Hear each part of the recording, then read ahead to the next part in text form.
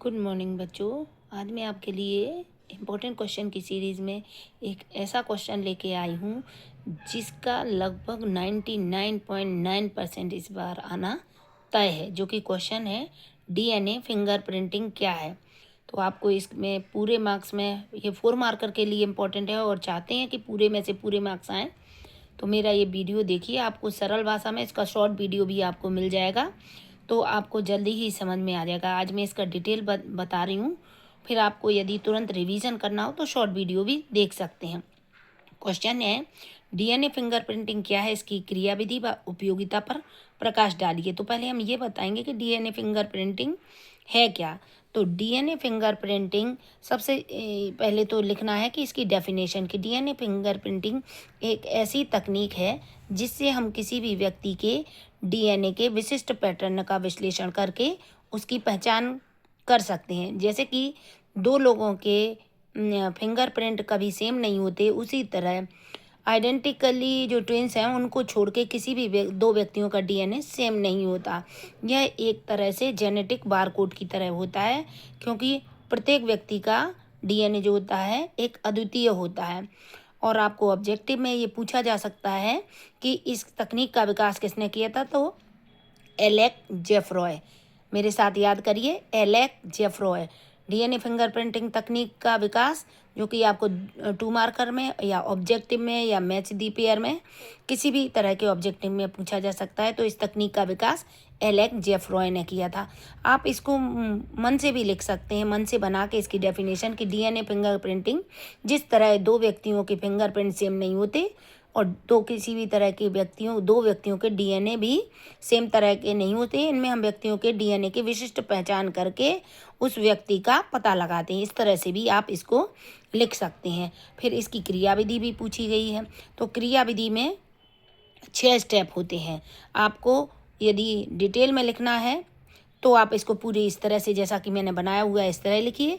Short में लिखना है तो आप इसको लिख सकते हैं। यदि ज़्यादा याद नहीं कर पा रहा है जो बच्चा, तो वो लिख सकता है डीएनए का पृथक्करण करते हैं। सेकंड स्टेप लिखते हैं रेस्ट्रिक्शन डाइजेशन, तो हम इसका रेस्ट्रिक्शन एंजाइम के द्वारा इसको टुकड़ों को अलग अलग करते हैं। उसके बाद थर्ड स्टेप में लिखेंगे उन टुकड़ों का जो कि आकार के आधार पर काटे गए उनका जेल इलेक्ट्रोफोरेसिस करते हैं।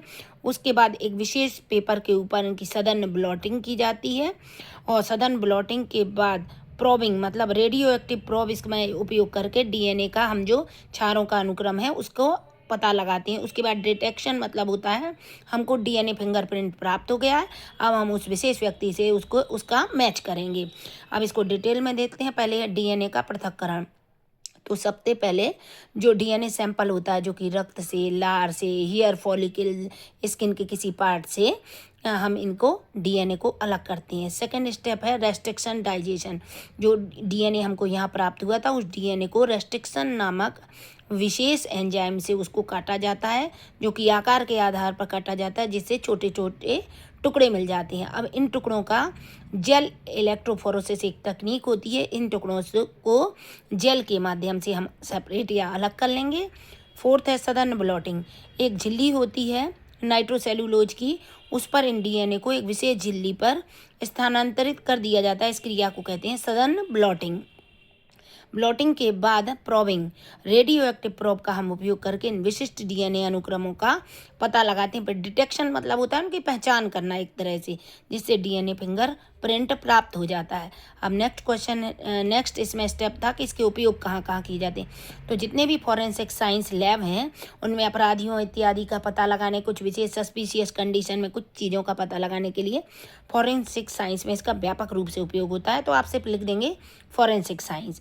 सेकंड है पैतृकता का विवादों को सुलझाने में। पैतृकता विवाद मतलब इसका कोई बच्चा अनाथ मिला है, उसका पिता कौन है, या बच्चा अपने पिता को बताए बायोलॉजिकल फादर कौन है उसका, इनके विवादों को सुलझाने में किया जाता है। थर्ड है जनसंख्या अध्ययन में या जैव विकास इत्यादि में कि कहाँ से जैव विकास हुआ है, या आनुवांशिक विभिन्नता जनसंख्या जो डेमोग्राफी हम करते हैं उनमें भी इसका उपयोग किया जाता है। फोर्थ है आनुवांशिक विविधता के निर्धारण में, क्या आनुवांशिक के उनकी जीनोटाइप में क्या डिफरेंस है, ये सब पता लगाने के लिए इस विधि का उपयोग किया इस विधि का प्रयोग किया जाता है। अब ये डीएनए फिंगरप्रिंटिंग आपको दूसरी तरह से भी 4 मार्कर में पूछा जा सकता है, या आपको पूछा जाएगा डीएनए फिंगरप्रिंटिंग क्या है, तो आप यहाँ तक दे देंगे।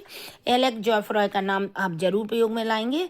उसके बाद सीधा उपयोग पूछेंगे तो ये लिखना है आपको उपयोग। आप मेरे साथ भी बोल सकते हैं, फॉरेंसिक साइंस में पैतृकता या पिता का पता लगाने में, आनुवांशिक विविधता में, जनसंख्या के अध्ययन में, या जैव विकास में, इस तरह से आप इसको दे सकते हैं। इसका शॉर्ट वीडियो यदि आपको जल्दी ही देखना है तो इसको मैं शॉर्ट वीडियो भी बनाकर डाल दूंगी। धन्यवाद।